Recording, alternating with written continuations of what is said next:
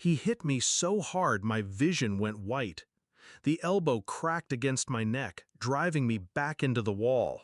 I remember the way the air left my lungs, the burn in my throat as I struggled to swallow. And his words, sharper than the blow. College is for humans, not garbage like you.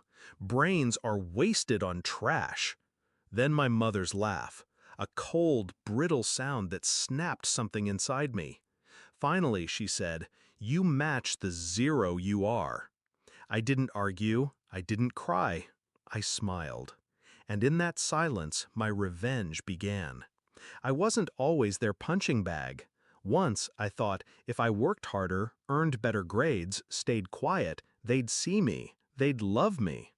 But love in that house was a currency, and I had none. My sister was the heir, the golden one. I was the mistake they never forgave themselves for. Still, I tried. Late nights with my textbooks, hours of study while bruises purpled on my arms. Teachers called me gifted. At home, I was mocked for thinking books could save me.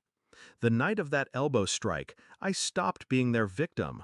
I started observing, calculating. My father wasn't just cruel, he was careless. He bragged too loudly at family dinners about tax tricks and shady deals. My mother loved to flash jewelry that didn't match her bank statements. I listened. I memorized. I needed access. So I played my role, obedient, quiet, the failure they believed me to be. They spoke freely around me because they thought I was too stupid to understand. But I understood everything. The betrayal that sealed it came a week later. I overheard them telling my sister they'd save the college money for her future wedding. Not education, not opportunity, a wedding. She smirked, tossed her hair, and called me backup help. That's when I decided, if they wanted me invisible, I'd become a shadow sharp enough to cut. The plan unfolded in silence. First, information. I stole nothing physical, only copies. Tax records, shell company details, wire transfers to accounts that smelled of fraud. My father's empire wasn't built on brilliance, it was built on rot. Second, leverage.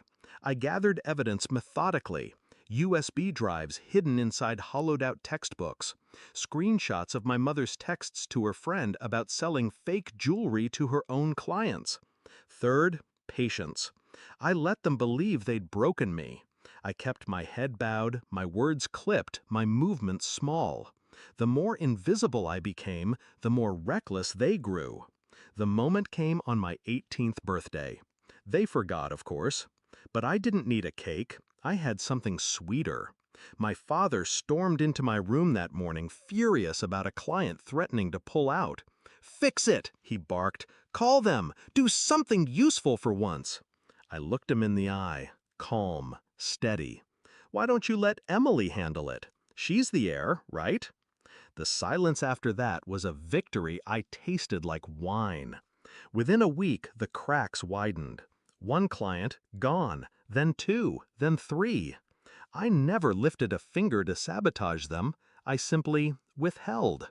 All the hidden fixes I used to do quietly, drafting proposals, smoothing over his mistakes, double-checking contracts, stopped. They never realized I was the glue, and without me, everything unraveled. The climax came late one night. I was studying, on a scholarship they didn't know about, when my phone lit up with his name. I almost didn't answer, but curiosity won. His voice was frantic, broken. "We're drowning. Emily, she can't manage. The clients won't return. You have to come back, please." I let the silence stretch, savoring his desperation. Then I spoke softly. "Garbage can't save you, Dad. Remember? Brains are wasted on trash." I could hear his breathing hitch, the weight of his own words crushing him. My mother took the phone, her voice trembling for the first time in my life. "We were wrong. We need you." I smiled. The same smile I wore the night he smashed me into the wall. "No," I said, "you need each other. Good luck. And I hung up. The fallout was brutal. Their business collapsed in months. Lawsuits, investigations, former friends vanished. My sister fled to another city when the money dried up. And me? I was free. Not just free, I was thriving. I built my own path, brick by brick, without their poison. Scholarships, mentors, opportunities they swore I'd never deserve. I didn't expose them to the authorities, though I could have. I didn't need to.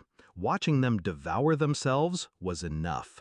Sometimes, late at night, I wonder if they replay those moments. The elbow, the laughter, the words. Do they remember the boy they called trash, the boy they tried to break? Do they realize it was their cruelty that sharpened me into a blade? Maybe, maybe not. But I know this, when they lost everything, they finally saw me.